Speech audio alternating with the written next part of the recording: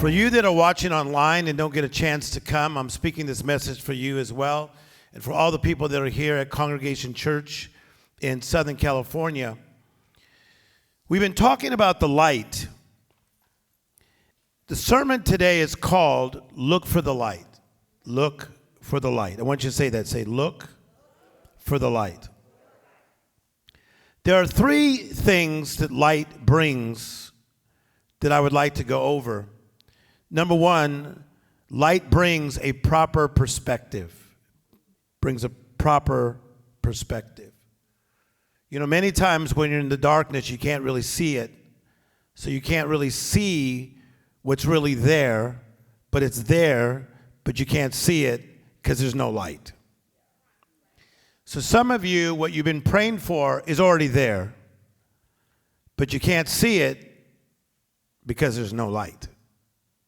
Some of you have already got the breakthrough you prayed for, but you can't see it because there's no light where you could see what's already there.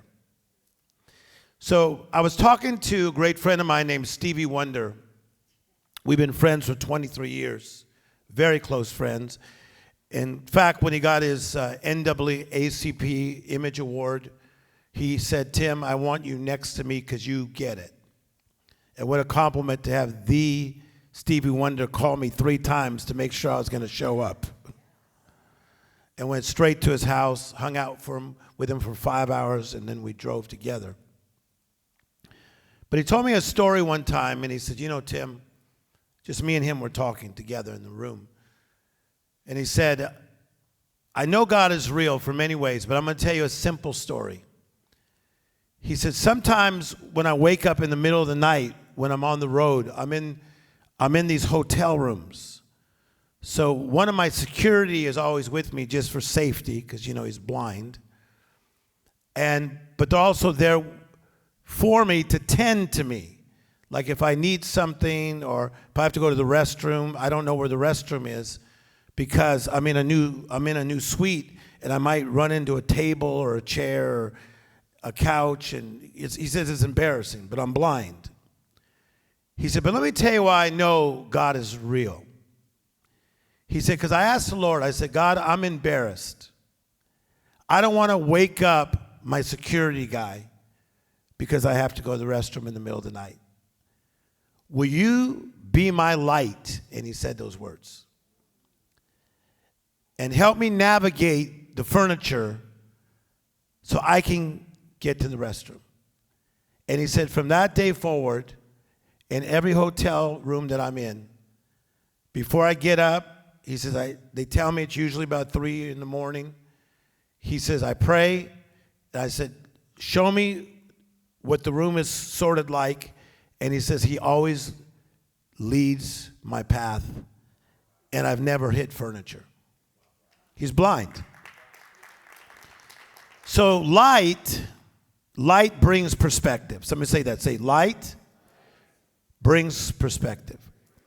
So in the middle of what's happening in Ukraine, and with Putin now talking about maybe using nuclear power, this needs to be discussed by a minister who's been in the ministry 40 years, that has spoken to millions of people face to face. And I will start doing a lot of media. Watch. I'm going after it. Because we need some people that have the guts to stand up, that got the swag to stand up. And I got both. And I got the platform to stand up. So this sermon alone, I'm going to put a lot of money into it and put it all over the internet. Just watch what I do with this. Because I have answers that are biblical. And this is not the first war that the world has ever gone through. And there's a reason that things like this happen. So the question is, God, where are you in the midst of darkness? Where are you in the midst of pain? Where are you in the midst of troubling times? Where are you in the midst when we need you? A pastor friend of mine, Henry Madava, if you're watching this, you have this amazing church of about 7,000 people in Ukraine.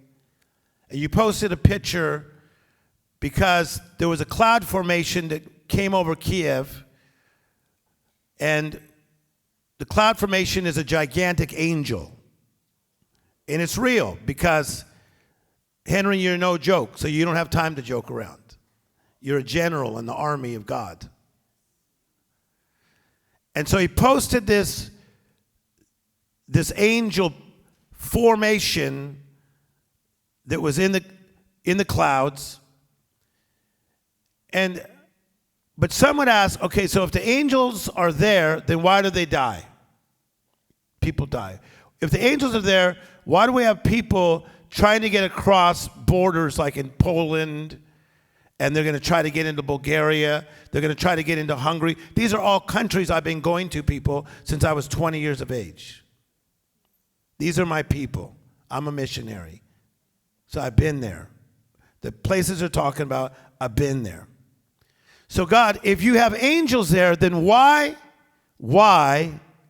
is this happening? You should ask these questions because you're made in the image of God and he gave you a really smart brain.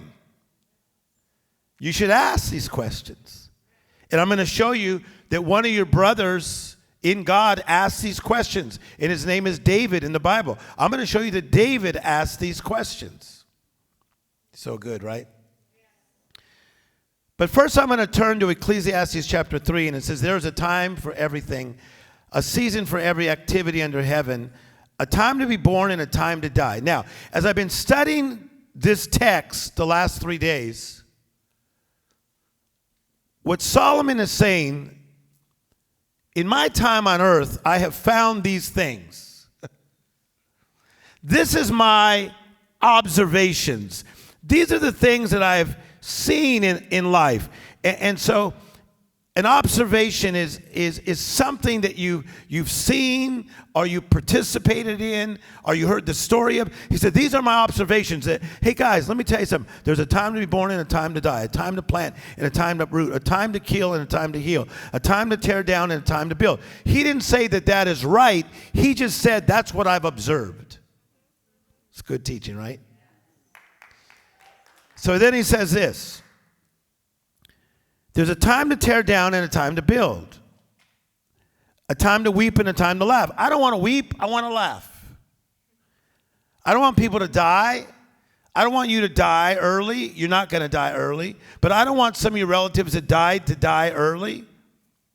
I don't want car accidents. I don't want to have people to get paralyzed or get lupus or get in car accidents. What's going on around here? I'm going to break it down. As a veteran, I'm a veteran. He says, there's a time to mourn and a time to dance.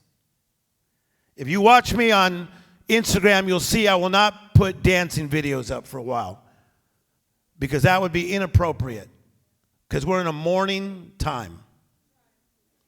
So I have muted everybody that I follow that's full of silliness because I ain't got no time for stupidity right now. Because the world is in PAIN. Not the first time. Not the first time. So Solomon says, this is my observation. This is what I've seen. There's times where you mourn, there's times that you dance. I wish they told us this, Pastor Page, when we were kids. They did not say this to us. They didn't say, hey, little kids, you know, it's going to be awesome. There's going to be a time to dance, but you will mourn. But man, you got into your teens and mourning happened. Maybe you broke up with somebody or they broke up with you or somebody was molested or something bad happened or some kind of conflict or parents got divorced or brother died early or sister died early. Like they didn't tell us this when we were kids. There was no warning. Wow. Someone just say, wow. Time to mourn and a time to dance, a time to scatter stones and a time to gather them. A time to embrace and a time to refrain from embracing. Verse 6, a time to search and a time to give up. He didn't say you should do that. He said, this is what I've observed. There's times people search. Some people just give up. Let me tell you what's happening right now. People are giving up. People are giving up. Because if you don't have light that gives perspective, the second thing light gives is newfound strength. You better get ready because God is about to anoint you with new-found strength that you have never had before because you did not need it at this level. So God does not waste anything. Why would he anoint you for this kind of anointing to get through these kind of battles, to rise up in the midst of these battles, to be more than a conqueror in the midst of this battle, when you don't need those weapons at that time? When you were in your dancing stage or phase, you did not need this kind of anointing when we're in the middle of this kind of a war. So I was talking to a man from Iraq yesterday, because you know I roll with all kinds of people, and he says, Tim, we weren't so excited when your people were bombing us. Stick with me. He said, so there's a lot of sides to this thing. And Tim, the war's not just happening in Ukraine. There's firing going off in all these different countries. So I looked it up. There are battles going on all over the world right now. So listen to this. The light brings perspective.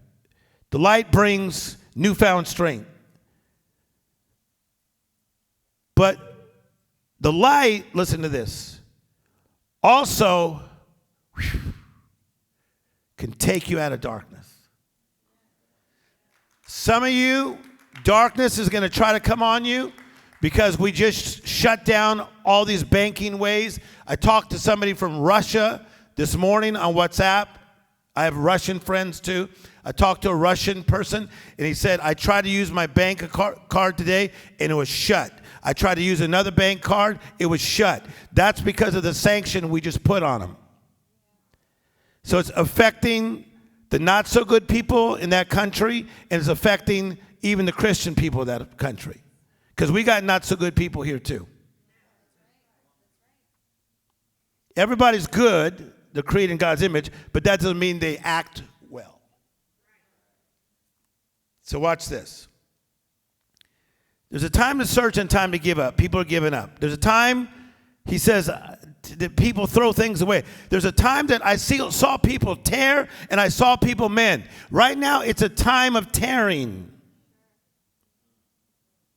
You got all those people, good people, trying to get through that one border of Poland. We give these weak ideas. It's just over 100,000 people, and they have so many weak reporters out there that look like they should just take a time out and let somebody else come in, because now you're not making sense anymore. Now you're irritating me, and I'm a happy person. And then they go back to the station where everybody's all dressed up, and they say stupid stuff that is irritating me. And when I go on their shows, I'm going to tell them behind the scenes, you're irritating, get your crap together, because you're talking to a nation that's looking for some direction. You think I won't do it? They were watching this one scene where people were getting blown up, then they throw it back to a pretty girl, and she goes, well, that was interesting. I promise you. Because they don't even know what to say next. Because they're so caught up in fantasy, they don't understand that bomb just blew people up. Oh, that was interesting. That was interesting. That's your response to human death? Did she do it on purpose? No. She's just not getting it. Somebody say, this is good. There's a time, Solomon says, I've seen people be silent. There's times I've seen them speak. I've been silent, but I'm about to speak. I got a following, people. I got a big following. And I'm going to speak. I'm going to Jesusify people. I text another guy who's one of the biggest influencers in America right now. You know his name, but I'm not going to put you out there right now. I texted him today. I said, now, pastor your people. You got millions of people that look to you. Pastor your people. And he texted me right back. Immediately, he said, you just gave me chills, my brother. And I said, stand up. Stand up. Men of God, women of God, children of God, stand up in the midst of darkness and be the light. I'm going to thank Bethany Frankel when I see her from the Real Housewives, crazy woman of New York, because at least she's got the guts. She's got a nonprofit, and she's in there with her teams, and they're giving food to Poland. They're giving help to Poland. A person who's not even walking in our revelation is putting her money on the line and her team on the line. She says, I'm forgetting about all my empires. I'm going after helping people. So, God is a light. And it shines in the darkness, as Stefan has been teaching. But before that can happen, Solomon's saying, I've seen a lot of stuff. Man, I've seen people silent. I've seen people speak. I've seen people love, and I've seen people hate. See, you can't hate the Americans because we've had whack presidents. I didn't say which ones. We've had a lot of whack ones. Don't get bothered. Don't get it twisted. Check yourself before you wreck yourself. And if they weren't completely whack, they were semi-whack. Whack means off in the Greek.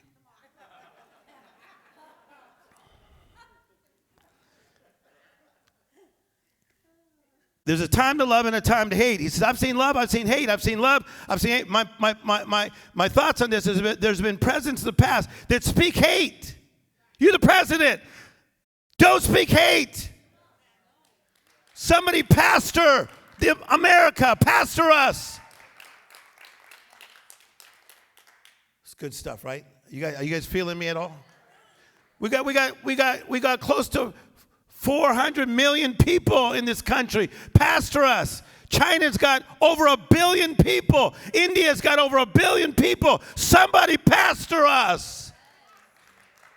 Don't say silly schoolyard things. Man.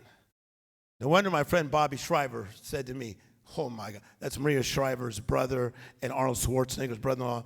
Bobby Shriver's a big deal if you don't know that. And his family helped create the Special Olympics, and they helped create the Peace Corps. He says, my God, you would be an amazing president. No, I'm not. I would be, but I'm not going to do it because I don't want them to get in my past that I dated this one girl when I was 19. Otherwise, I consider it.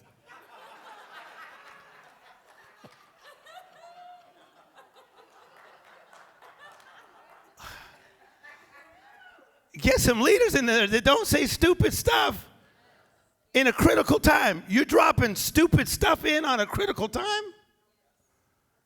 Man. Watch this. There's a time to be silent, a time to speak. A time to love. I've seen some people hate. But then he says this. Whoa, all this time ago. There's a time where I've seen people at war, and there's a time I've seen people at peace. You better check your social media post. I may not want to see your food right now. Oh my God, it's so amazing. Even smelled good. You wish you could post the smell, don't you? But we can't smell it. That was funny. Oh my God, I'm awesome. Oh my God, I don't want to see awesome pics right now.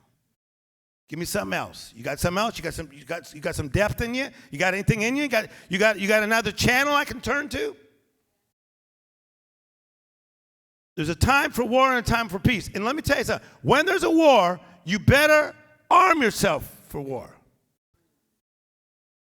Ecclesiastes Chapter 6. Somebody say, this is good stuff. Come on, clap your hands. Come on, clap. I'm sending this video all over the world. Let them look like we got some excitement. All right, for all you non-Christians, I'm reading the Bible. Ephesians 6:10, finally be strong in the Lord and the power of his might. Put on the whole armor of God. Do you know why you're not going to be defeated? Because you are strong in the Lord and in the power of his might. If you were in Ukraine and you were a Christian and they shot you because you had the guts to get out there and fight, still, I quote the Apostle Paul, "O death, where is thy sting?" Tim Storey, would you be out there Pastor Madava's out there. He refused to leave the Ukraine. I kept texting him, are you going? Are you leaving? No. He stayed with his church. Guess where I would stay? With my church. And if I died, oh death, where is thy sting? I would be in the presence of my mighty God that fast. This is not my home. I will prosper in this place. I will be bountiful in this place. I will do big things in this place called earth. But this is not my home. And this is not my body. I am just using it for a period of about 101 years. Somebody clap your hands and shout. This is not mine. This is mine. I'm kingdom. I'm kingdom. Somebody say powerful. Finally be strong in the power of his might. Put on the whole armor of God so that you may be able to stand against the devil's schemes. The devil's got schemes, yeah. Look what's happening with Russian leadership. I didn't say Russian people. I like Russian people. I'm telling you, I've talked to so many today. I said Russian leadership. The guy who is being used by the devil that's on top right now. That's a devil's scheme. Well, I can't believe he did that. I can. That's a devil's scheme. Why did Herod try to kill all the babies to get after Jesus? Why didn't he just try to find out where Jesus was? Why didn't he try to get a bounty hunter to try to find Jesus? No, he slaughtered all the kids 2 years and under because he was used of the devil. You can't be silly when the devil's walking around.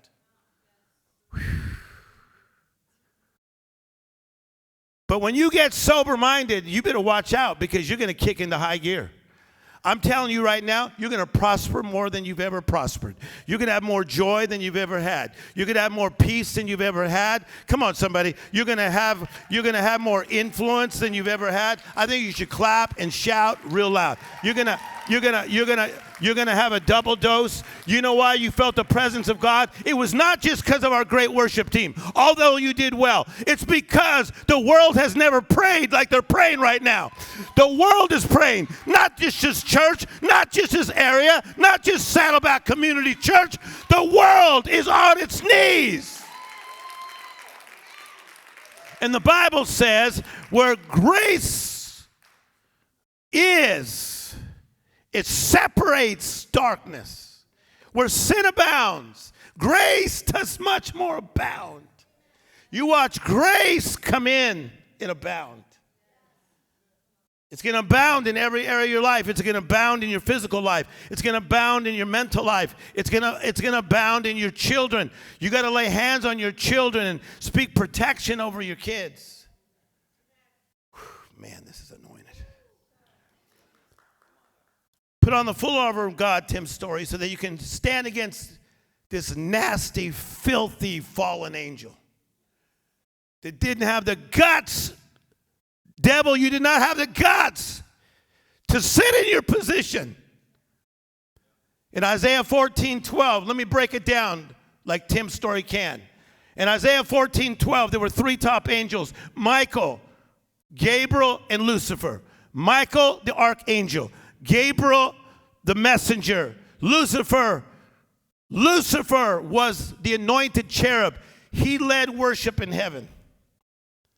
He was the only one that activated his gift before the fall of man because they worshiped in heaven. They did not need Michael the archangel to do anything mighty. There was nothing mighty to do. They lived in harmony. This is powerful. How many years have you studied this? Only 25? This one subject, 25 years. Gabriel was a messenger. There was no message to give. He later is seen coming down to Mary, but that's years later. There was no message to give. So they were both idle. They were on the bench. The only one that was using his gift was Lucifer, who becomes the devil. But in Isaiah 14:12, Lucifer looks at God and says, I will be greater than the Most High God. That's what Putin's walking in, the spirit of Lucifer. I will be greater than the Most High God. Then he says, there was 5 I wills in Isaiah 14:12. I've been on this for 3 days straight. He says, I will be greater than the Most High God, and I will ascend above his throne. See, when somebody is filled with Lucifer, they cannot see correctly.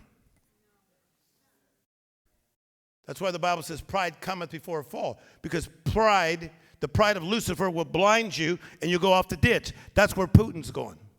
And are you afraid that he may watch this? Not so much. Because I am protected. I've been going to tough places since I was 20. When I was in a foreign nation, in one of the African nations, and the pastor said, we can't put you up there today. The witch doctors said they're going to kill you. How many people were you speaking to? Only 30,000. They said, the witch doctors are here. They said they're going to kill you. And they were serious, and the pastor was nervous. And I said, no. Just so you know, I cannot be killed right now because I'm not done. You think I'm joking? And then when I got up to speak and the power of God hit that place, to 30,000 people, and I was only 33 years of age with guts. All of a sudden, people started screaming from the first few rows. They were screaming hysterically, and one of the pastors came and said, there are angels all behind you. Now, I'm speaking this to a lot of my secular friends. You didn't know I can go off like this. There were angels all behind me. I did not see them, Monique, but I tell you what, I moved like this one time, and I felt something but it was not human. Something hit me. For he will give his angels charge. You got angels. You got angels. You got angels. You got angels. Keep clapping. You got angels. Keep clapping. You got angels. Come on. Laura, you got angels. Come on. Pastor Stefan's got angels. Pastor Paige's got angels. The camera people got angels. You watching right now, you have angels. Even if you're loco in the cabeza, you have angels. Even if you're off, even if you're a freak, you have angels. For he will give his angels charge. In my early 30s, I would charge into stuff because I had angels. But in my 40s, I charge. In my 50s, I charge. No, you're not going to hear my age right now. I'm not going to say the next level. You see, I'm still down to earth. I'm just preaching the Bible here. He says this. For our struggle is not against flesh and blood, but against rulers and authorities and against powers in dark places. This thing in the Ukraine that's happening because of Russia, our struggle is not against flesh and blood. The reason you feel the anointing here so strong is because millions of Christians are praying. So let me break it down. I studied again this morning. We have over 700 million charismatic, tongue-talking, come on, somebody. Devil-stomping Christians in this world. They speak in tongues. Sharabakasha, roba shatatata, ramba shatekiarabaka, ro shatatata, ramba shitaka. They've been praying for days. No wonder the earth is being filled with his glory. You draw near to him, he draws near to you. There are over 2.3 billion Catholics praying, believing. Listen to me. There are Christian people. There is light everywhere you go. You go into the market, there's light. Come on. You go to CVS, there's light. You come to church, there's light. You get on the plane, there's light. Somebody look for the light.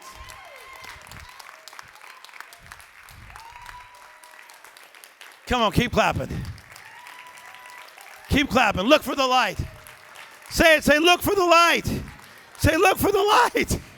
Look for the light. See, Pastor Paige, when they see somebody like you, Jennifer, and they see you walking in all your glory, they say, oh my God, there's a reminder that God is moving. There's light. When they see Manny and Michelle, they say, there's a reminder, there's light. You are the reminder that God is moving. You are the light. Look for the light. Look for the light. I'm the light. Sorry, I'm lit up.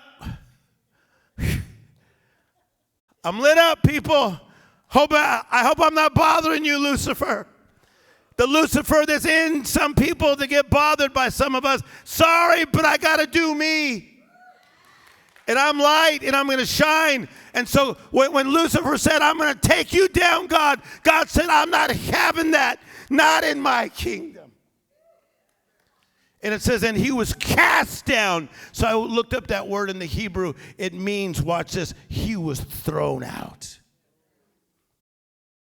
And Colossians 2:15 says that Jesus then made an open show of him publicly. And the words of open show like that. Paul, I'm going to have you play behind me. Is Paul around? Have him play the piano sound if you can find him. So watch this. Look at me. Look at me in the eyes.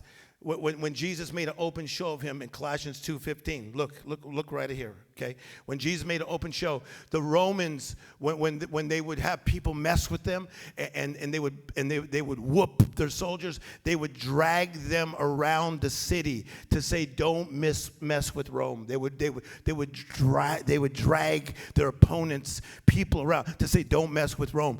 And Paul uses the same text that Jesus made an open show of Lucifer, like he drug him around the city. Come on, people. You better clap real loud. I'm done speaking. Just stick with him for a second. Just play behind me. Keep clapping. Come on, clap real loud. I'm going to have about 100,000 people watch this. Come on, you should clap louder than that. Come on, clap louder like you're catching this. He drug him around the city. When Jesus died on the cross and got resurrected on the third day, he drug him around the city. Sorry, he's under your feet. I know some of you are scared of him. Not me. I've faced him face to face too many times. I would never be this bold. I would never go out there and heal the sick for all these years if I was scared. Because he would have got me years ago. If it wasn't for Ephesians 6 and everything that God is. He's so with me. I walked into a pastor's office 3 weeks ago and he says, oh my God, Tim, I'm not kidding. My people are freaking out. They literally felt that you walked in with two angels. And I looked at him, I said, probably. I got on the airplane yesterday, I came from Phoenix. The flight attendant said, I got to tell you something. Number one, I know you're Tim Storey. Number two, holy crap. I said, why'd you say that? She says, the presence of God is on you. Oh, yes, it is. Oh, yes, it is. He did not drop us on this planet to say psych. You thought it was going to be good when you were a kid, but psych. No, Solomon said how it was going to be. He said, this is what I've observed. Life is black, life is white, and life is gray. And I'm done here. Gray is the neutral area. Gray is when bad things happen to good people. Gray is when people are trying to serve God in Ukraine and some are trying to find your way and somebody decides to be evil. But what do I need in the midst of the gray? I need grace. I need grace in the gray. Somebody say grace in the gray. I want you to remember that the rest of your life, because I'm only going to be here about 40-something more years in life on this planet. So I need you to listen to this, because most of you are younger than me. Grace fills in the gray. When your life is in pain, when you're locked down, when you're struggling through injury, when you've let yourself down, grace fills in the gray. What is grace, Tim Storey? Grace is something that's amazing. It's God's unmerited favor. What does grace do? It covers, number one. Number two, it strengthens. Number three, it empowers. Number four, and I close with this, it helps you endure. So that's where Paul says, endure hardship, little Timmy Storey. Like a good soldier. Because when you're done, Tim, you'll receive the crown.